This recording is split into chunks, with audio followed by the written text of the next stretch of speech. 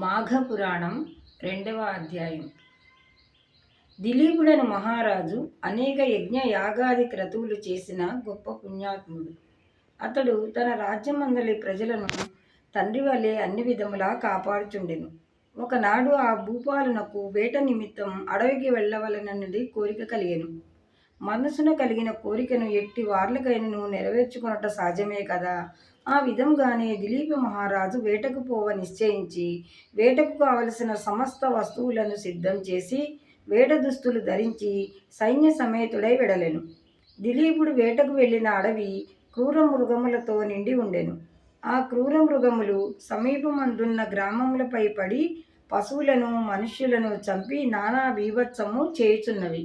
దిలీపుడు అడవిలో మాటు వేసి మృగములను చంపుచుండెను. తన పరివారము కూడా మృగములను మట్టు పెట్టుచుండిరి. ఇలా కొన్ని రోజుల వరకు అడవి అందు ఉండి అనేక క్రూర జంతువులను చంపిరి. ఒకనాడొక మృగంపై బాణం వేసెను.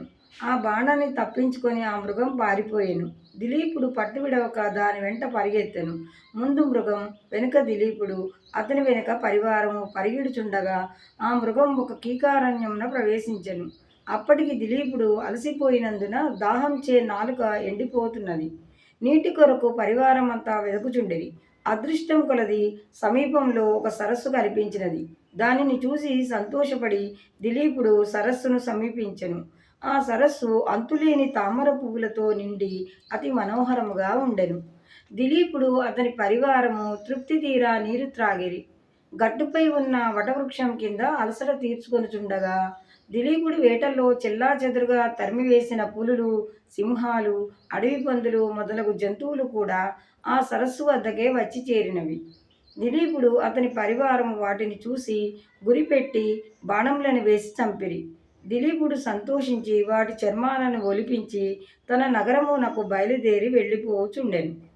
అటులా ఇంటి ముఖం పెట్టి వెళ్ళుచున్న సమయమున మార్గమందు ఒక సద్బ్రాహ్మణుడు ఎదురయ్యెను.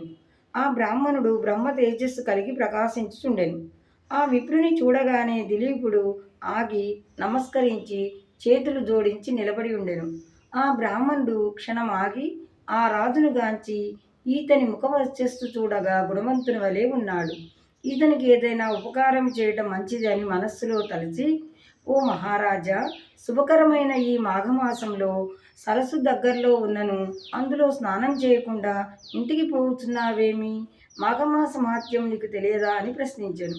ఆ బ్రాహ్మణుడి మాటలకు దిలీపుడు ఆశ్చర్యపడి ఆ వృద్ధ బ్రాహ్మణ్ణి చూసి, విప్రోత్తమ, అటుల ప్రశ్నించారేమిటి అని ఆశ్చర్యంతో పలికెను.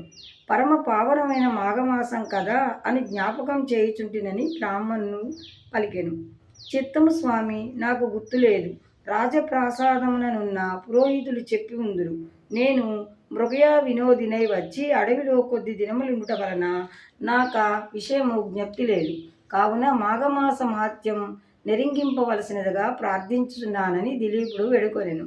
ఆ బ్రాహ్మణుడు దిలీపిని దీవించి, రాజా, సూర్యవంశపు గురువైన వశిష్ఠుల వారు అప్పుడప్పుడు మీ కడకు వచ్చుచుండిరి కదా, అతని వలన మాఘమాస మహాత్యముల గురించి తెలుసుకొనుము. ఆ మహామునికి తెలియనిది ఏదియూ లేదు కాన అట్లా చేయుము అని చెప్పి బ్రాహ్మణుడు తన దారిని తాను పోయాను. దిలీపుడు తన పరివారంతో నగరము చేరెను. పదే పదే బ్రాహ్మణుని మాటలు గుర్తు తెచ్చుకొని ఎటులను ఆ రాత్రి గడిపెను. మరునాడు ప్రాతకాలమున లేచి కాలకృత్యములు తీర్చుకొని మంచి ఉడుపులు సకల ఆభరణములు ధరించి మంత్రి సామంతాదులతో వశిష్ఠుల వారి దర్శనమునకై వారి ఆశ్రమమునకు వెళ్ళాను. ఆ సమయంలో వశిష్ఠుల వారు తపమాచరించుకొనుచున్నారు. శిష్యులు వేదపఠనం గావించుచున్నారు. దిలీపుడు ఆ దృశ్యంను చూచి వారికి తపోభంగం కలగనీయరాదని కొంత తడవు వేచి ఉండెను. దిలీప మహారాజుకు వశిష్ఠుల వారు గురుతుల్యులు. అందుచే గురుభక్తి మిక్కుటముగా ఉండెను. మరికొంతసేపటికి వశిష్ఠుల వారు తపస్సు నుంచి లేచి రాజును కుశల ప్రశ్నలు అడిగి ఉచితాసనంపై కూర్చుండబెట్టి వచ్చిన రాజును కారణమేమని అడిగాను. దిలీపుడు వశిష్ఠునితో, ఋషిసత్తమా, తమ వలన నేను అనేక రాజ్యధర్మములు పురాణ ఇతిహాసములను విని సంతుష్టుడనైతిని.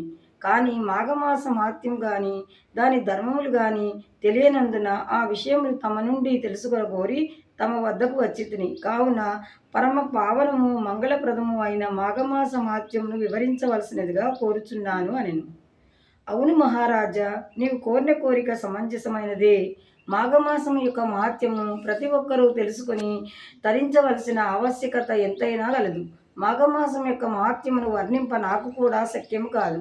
ఇతర దినములలో చేయు క్రతువులు గాని యాగములు గాని ఇవ్వనంత ఫలము కేవలం మాఘమాసంలో చేయు నదీ స్నానం వలన గొప్ప ఫలితము కలుగును. అటువంటి ఫలమునిచ్చు మాఘమాసము అన్ని విధముల శుభప్రదమైనది కావున ఈ మాఘమాసమునందు చేయు నదీ స్నానం వలన మనుషుడు పుణ్యాత్ముడు అవుచున్నాడు. అంతేకాదు మాఘము అన్ని విధాల పుణ్యప్రదమైనది. అంతేగాక పుణ్యకార్యం వలన స్వర్గలోక ప్రాప్తి తాత్కాలికముగా కలుగును. కాన మాఘమాసంలో సంపాదించిన పుణ్యఫలము వలన శాశ్వత స్వర్గలోక ప్రాప్తి కలుగును. ఇంతకన్నా మహత్తు గలది మరొకటి లేదు. ఇంతటితో 2వ అధ్యాయం సమాప్తం.